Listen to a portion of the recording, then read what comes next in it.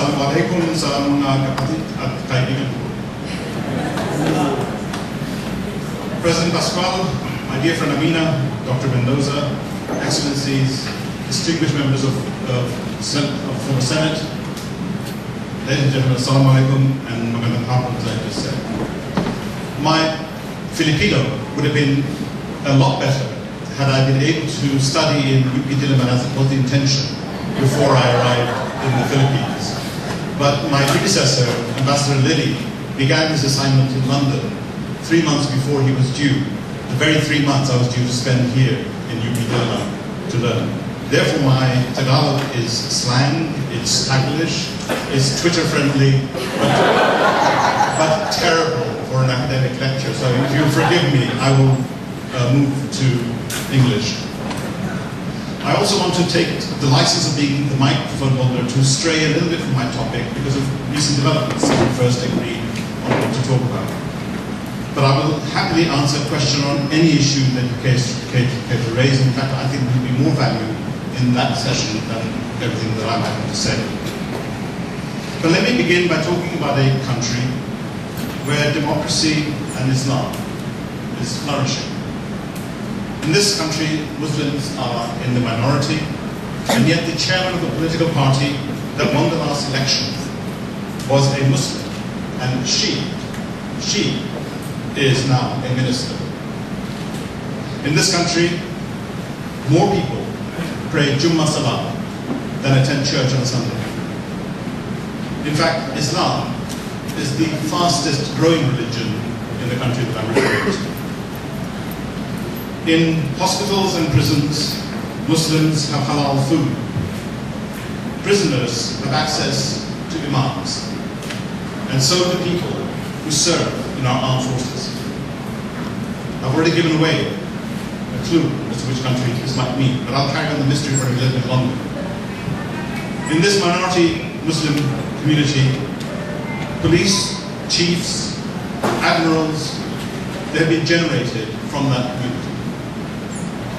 Police officers who happen to be women and choose to wear the hijab can wear a hijab, not just any old hijab, one that has been designed to be compatible with the Muslim code as well as the uniform of the police force. This country has elected Muslim mayors, members of parliament, people who have served as cabinet secretaries, people who are senior members of the opposition holding the government to account. And in this country, does not think twice about sending an ambassador to a country where Muslims are in a minority just because he happens to be a Muslim. So, of course, I am talking about the United Kingdom. Now, none of the elected positions or positions of high office that I've mentioned, whether they're councillors, mayors, ministers, etc., none have come through some sort of special quota system or reserved seats. They have found their way to these positions on merit by convincing the electorate to vote for them and being judged by their competence as serving officials. For in our country, discrimination, affirmative action, positive discrimination is illegal. It is forbidden. Now, if I just stuck to these positions of government and elected office, then I would not be giving you a full picture of the contribution that Muslims are making to our country.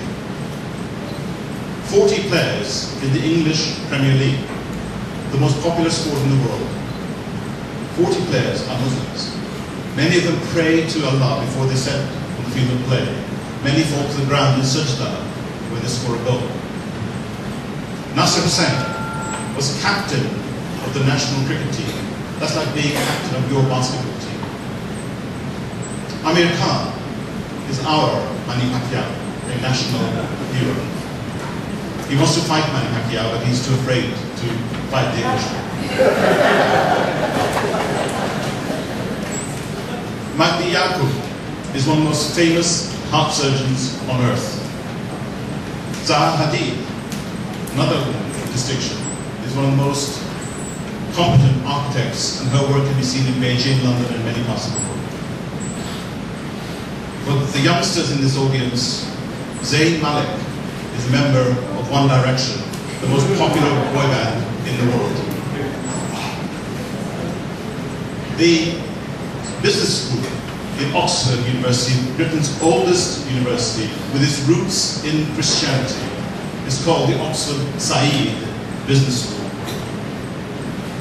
Sharia family law and property law is accepted in the United Kingdom if all parties agree to submit to Sharia. We've not gone through the full extent of applying that to our legal code, but as for reasons I'll explain later, it has not been found to be necessary. London is the leading international financial centre for Sharia or halal finance. Halal food is widely available in the country, and there's a strong lobby amongst people who want cruelty to animals to be reduced and believe that the practice of halal, and indeed the Jewish practice, should be halted. The Prime Minister of the United Kingdom, David Cameron, made a commitment on his trip to Israel that both religious groups, traditions and customs will be observed, and there will be no change in that policy. The reason for doing all these things is simply because Muslims have rights as well as anybody else in our country. And there's a commercial reason too. If we are a halal compliant country, then we attract tourism, which is one of the biggest industries we have. And in what is the British summer, London feels more like Qatar and the UAE than it does like England. The famous department store, Harrods, first owned by an Egyptian, now owned by Qatari. Dubai Ports now owns P&O, and our biggest ports in the United Kingdom. Arab investment into our sports have completely transformed the stature of British football clubs. Manchester City, supported by Etihad and Qatari ownership. Arsenal, supported by Emirates, who paid for the stadium. Horse racing, a great passion of Britain, could not take place without Muslim Arab investment. But I don't want to be dishonest and paint a totally rosy picture of the United Kingdom. If you look at some figures and the condition of the Muslim population, there are some areas you will recognize yourselves. There is data that shows underachievement in education, persistent, consistent, and not rising.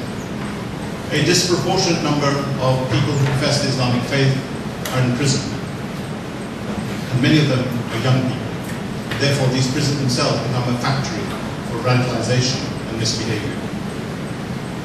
If you look at social indicators like health and housing, again, compared to other sectors of the population, these are not yet right.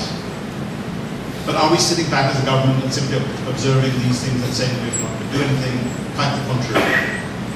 Different administrations, year after year, in the last decade, have looked at policy responses like the academies to go to the inner cities of deprivation and put disproportionate amount of resource, private and public, to fix the problem.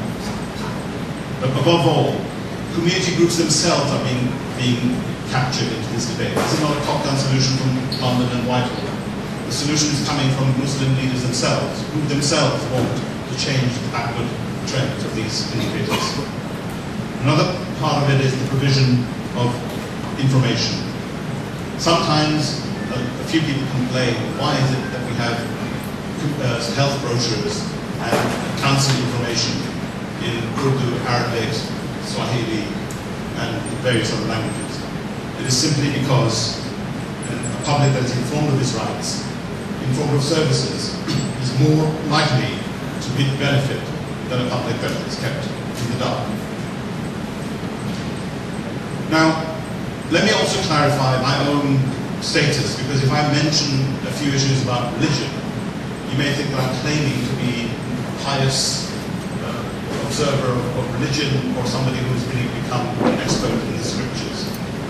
Thankfully, our religion is merciful, and I'm not going to be judged by you, I will be judged by IB, and I will wait that. But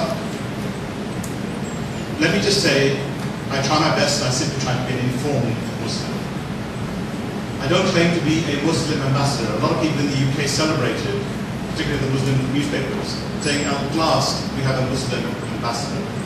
My response is, I'm an ambassador of Britain who happens to be Muslim. Now, let me broaden this out in terms of the definition of democracy. Her Majesty Queen Elizabeth, at an international summit of world leaders in 2003, said, democracy is ruling with the consent of the people, a consent that is regularly renewed. Now, why do I know this? Why can I quote it? It is because I wrote her speech. Those are my words that the Queen said in Nigeria, in Abuja, in 2003. In my view, Islam actually has a tradition of ruling by consensus. We talk about the Shura. Islam also has a history of nurturing minorities. The Prophet Muhammad, peace be upon him, did that from his very first days as a minister and messenger. Under more structured rules, whether the Caliphate, the Ottomans, or the Mughals, not all of them were angels, but the ones who are remembered in history are remembered as rulers of wisdom, under whom Hindus, Zoroastrians, many other minorities, Jews included, thrived. Iraqi Jews were thriving in Baghdad for centuries until they were thrown out and it became a secular, semi-socialist state. Democracy is also a much abused term. I have this awful fear that when I see a country that is called democratic, it is neither democratic, and if it's got the title Islamic, it is very rarely Islamic. And if it's an Islamic democratic republic, God help us all.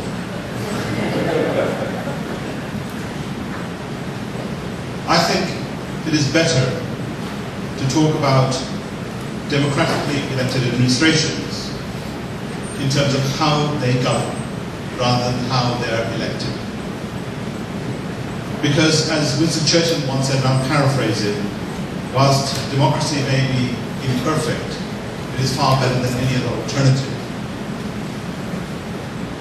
So sadly, I find it difficult to scan the horizon and find a haven of Islamic rule where democracy is thriving by my measure, which is that they are ruling by the consent of the people, that they are renewing that consent, and that they're achieving high standards of governance. I don't think that's a problem because Islam is a problem, or that democracy as a concept is problematic. The issue, as I said, is the lack of good governance and the intolerance of minority communities, minority opinions, and threat to holding power. Now, Britain is recognized as the world's oldest democracy, but it's also a place where I believe where Islam is practiced progressively, with educational wisdom and in the basis of rights and consequences. And yet, we're a quandary to anybody who observes us. Our head of state assumes that through birthright we have a monarchy. Our upper house is not elected. Although not now hereditary, there are still some left, but even they are simply appointed by the great and the good. And we do not have a written constitution. Now, those of you who are dealing with that issue may well see that as a blessing. But if the world's oldest democracy, and arguably a country that is on the whole governed well, can survive without a written constitution and yet offer all of these rights and environment for Muslim and other minorities, we must be doing something right. It's not perfect, but we must be getting something right. All the more complicated by the fact that the Church of England is the established church of the United Kingdom. The Queen is not just head of state, she is the defender of the faith. And Prince Charles has said that on the sad day when he assumes the kingship, he has said that he'll be defender of all faiths, plural. There's a message already that has been registered to the people of the United Kingdom. We have bishops, unelected, who sit in the upper house, but no rabbis or imams. But that, however, has not led to a confusion in our minds and in our government and our administration between the state and religion. Now, there are countries where the constitution specifically separates the church, religion, from the state. And yet in such places, I find that the offices of the secretaries and ministers sometimes look more like chapels than a government building. For me, this is not a problem. I believe in faith and I believe in people of good faith, as long as the policies and the practices of the individual sitting in that office is inclusive. It's wrong if it is a signal that that place does not belong to the minority community. There is also merit, in my view, of having invocations on occasions of importance, whether it's at a university, at an office, in a military camp, a police station, or indeed in a business. As long as the message does not promise salvation for the majority and a slightly warmer and more uncomfortable place for the minority. This came to mind just a few days ago on Saturday morning when I took the ferry from Cebu to Tubigon on official business. And as the ferry pulled away, the invocation was read out by the officer of the vessel. It was a Catholic invocation. And I for a moment thought, this is not good news, that if this ship sinks, the Catholics will be saved and I will not. But then I realized that right at the end, she repeatedly pleaded for the intervention of the Virgin Mary. And then I realized, hold on a minute, Hazrat Maryam has a place in my heart too. So I felt saved. And the journey was completed without any incident. It's always dangerous to touch this issue of theology and practice, and I've done this in a way which I hope you'll understand my message. I believe in prayer, I don't believe in exclusion. We talked a little bit and we heard about the Bangsamoro agreement that was signed just last week. And that is indeed very welcome, and I've said so much about it that I won't repeat it again now. But much more work remains to be done, and some of what I will say may point to the future of that might be successful. But let me just explain very briefly, why was it that the United Kingdom became involved in this peace process, led by Malaysia and many other friends from abroad, but it was largely a Filipino-led peace process that you executed within your own country. But why was it a country that is thousands of miles away from you, has a Christian majority population, has itself struggled with terrorism first from Ireland and then more recently with extremism and radicalization from within the country as well as elsewhere? Why is a country that is being criticized for its waging of war in places and unpopular in some places and popular in others? It was because of those very reasons that when I was the Director of Policy for ASEAN countries, Australia and New Zealand in 2008, that I went to the then Foreign Secretary David Miliband and said, this process has come to a grinding halt because the Supreme Court has just thrown out the old agreement. And in our discussions with our friends in Malaysia, Brunei and Japan and others, we got a sense that if the United Kingdom were to join the enterprise, they too would cease to be pessimistic, and the rest, as you know, is history. But as I was leaving to take up my position here as ambassador, every ambassador has his moment with the Secretary of State. William Hague sat down, and I could see his face as I was talking about the peace process. He was semi-detached. He was listening to be polite, I think, but waiting for me to really finish, and he would shake my hand and say, go with my good wishes, Mr. Ambassador. But I thought that this was my only opportunity to grab his attention properly. And this is what I said to him. I said, Foreign Secretary, if with our Filipino friends and our international friends and the endeavors that we are putting in, we, the UK, are successful in bringing about this peace agreement, it will be the only process of diplomatic engagement with the Islamic world where we will have found a resolution without the use of arms. This, sir, is your department's work, diplomacy. Once we use arms, it is not your business anymore, it is the Minister of Defense. So if you're interested in any process, this is the one you should be interested in. And the first thing William Hague did when he arrived here in Manila on his visit, first since 1997 by any British Foreign Secretary, he sat down with the negotiators and the participants in the peace process and the members of the administration, including the head of the armed forces, who will actually implement this peace process. A historic event. These people from the Philippines had never sat together and broken bread or eaten chicken tikka masala, which I served him that evening.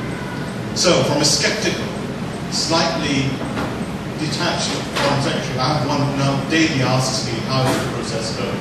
And if we don't report, I'm reminded to report how the process is going. Well, what is the future?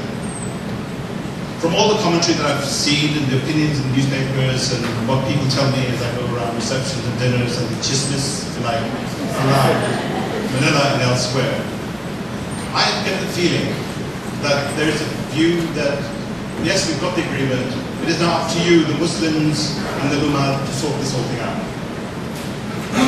But I think it is a big, if not bigger, responsibility of the majority community and the administration to make this a success. They need to be more aware of the issues that these communities have faced. They need to look at the hearts and minds and win those hearts and minds. They need to look at the implications of inclusion and exclusion.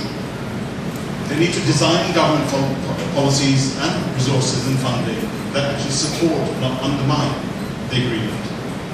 And here's the big question. Will McCarthy business look at the region through new eyes, not as an area to ignore and explain to foreigners, don't worry about the troubles down there, the rest of the country is fine, please invest in the Philippines. The message should be all of the Philippines is open for business, especially the south, where there's actually more opportunities. And yes, it is the responsibility of government to provide security, but security for all, not oppressive in any way, and preserving rights that are common to all. So what do the Muslims and all like-minded people, be they in the majority and the minority, do?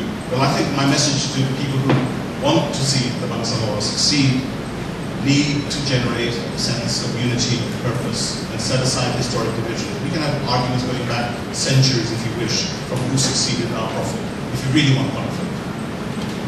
You want our people who will be elected in positions of responsibility and authority to act with humility and not see this as a seat of power. The focus should be on the outcomes that are delivered by officials, not the position that these individuals hold. And therefore they'll be measured by real impact, what they have in terms of livelihoods and the quality of life that people will enjoy in Bangsamoro and indeed throughout the Philippines.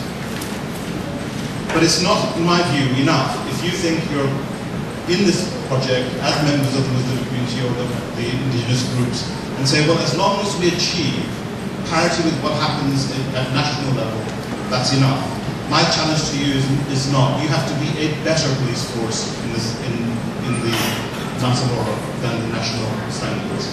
You have to deliver better health outcomes than the country has been able to deliver so far, and certainly better education than the country is able to deliver, albeit in small places.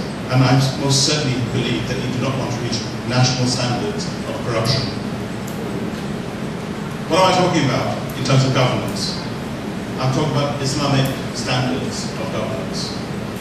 Nothing I've said is incompatible with the religion of Islam and practicing Muslims. What can we, the United Kingdom, do? Do we celebrate and go away? No. We are still working directly and through our partners, trying to get factions who disagree to come and see what there is for them, and I hope that we win them over. We have repeatedly insisted on the inclusion of women in everything that we do, and some of our programs focus exclusively on women. Because that's the other great mistake and perception that people have about Islam. The first converted or revert Muslim was a woman, not a man. And let any Muslim who thinks, Muslim man who thinks that somehow they have a position of superiority, bow to that reality. The first Muslim was a Muslim. There are opportunities for business, as I said, for the mainstream, and that is a big opportunity. But there's also opportunities for Muslims to develop halal food business, for example, not just for the Philippine community, but also broader than that in the region and elsewhere. But within the Filipino community, we should unravel the mystery of what is and isn't halal. There are people here who surreptitiously sell halal because they fear if they label halal on it, their business will suffer. We don't have that problem in the United Kingdom. Why should we have a problem here in the Philippines? Islamic finance, a huge opportunity, not just for this country, but abroad. I said London was a financial center, the leading international financial center for Sharia-compliant investment funds and banking. And do you know that the majority of the people who invest in Islamic funds in London are not Muslims? The reason why they invest in Sharia funds is that they're ethical, probably safer, and probably more better grounded on real transactions than speculation. That may come as a shock to you, but it happens to be true. We are also going to talk about investment in this region. And I've been having discussions with a business from the UK who are not going to invest in Bangsamoro. They are already investing now in places where our travel advisors told him that he should not go at all unless he had essential work. He smiled and told me my work there is essential. How's he doing it? He has talked with every single barangay captain and created a cooperative where they are agreed to provide their land for the growing of palm oil. And in the end, that will give people livelihoods. It will not take them ownership away from them. They'll be operating on the principles of sharing the wealth of that, of the land that they own, for the benefit of the community and others elsewhere. Does that sound Islamic to you? It is. But the guy who's owning it and running it is white Anglo-Saxon British investor. He sees money, he sees value down in what's going on down there. One of the biggest challenges facing this country is transportation. It costs more to send something from Mindanao to Manila than it does to bring it from Hong Kong. What's worse, it costs more to send something from one Philippine island to another than to send it to Hong Kong and get the Hong Kong shippers to send it back to your own country. That is just plain crazy. Infrastructure investment, not just in Luzon, throughout the country, is absolutely vital.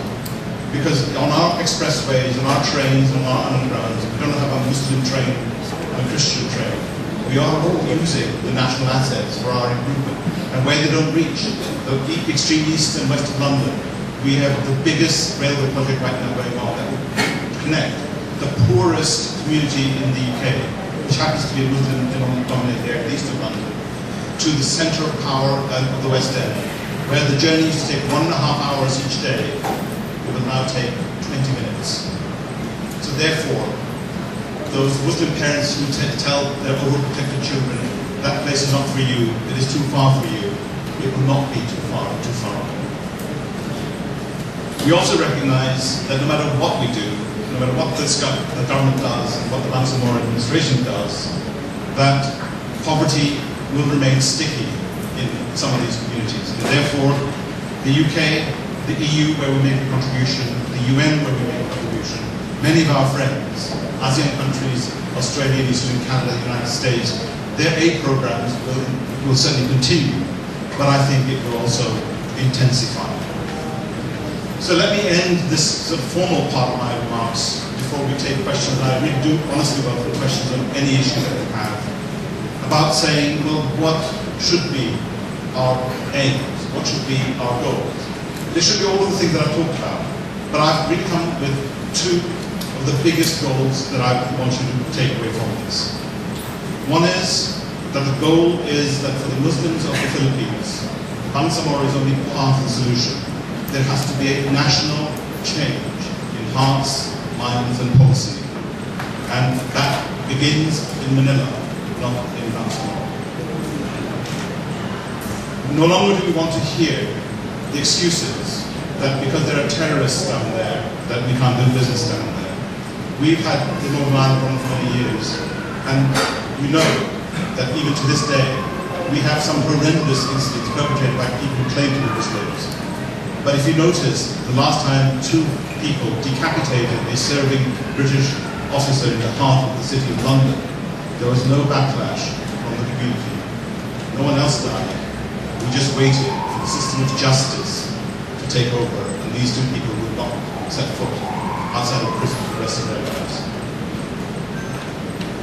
So, I hope that there will come a time when all Filipinos will regard Muslims as people who make contributions to the economy, that these are people who have faith and values which they can understand and respect, and therefore the fear that this Bangsamoro will attempt to pull away from this country will be reduced not because of any peace treaty or agreement, but because the 2 communities feel that they cannot do without each other as we do in between the United Kingdom and Northern Ireland.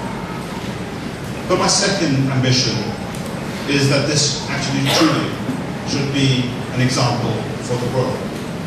To demonstrate what I said to my Foreign Secretary when I left him, say that if we can achieve through our engagement peace through diplomatic measures and negotiation, then perhaps those lessons can be applied in Thailand and many other parts of the world where there is such strife. And we've taken people who've been active in part of this process to the United Kingdom to do that very thing, talking to their Thai friends and others. So, if we're celebrating where we are now, we're celebrating an agreement that is for all, the Philippines and potentially the rest of the world too. Thank you very much for being such activists.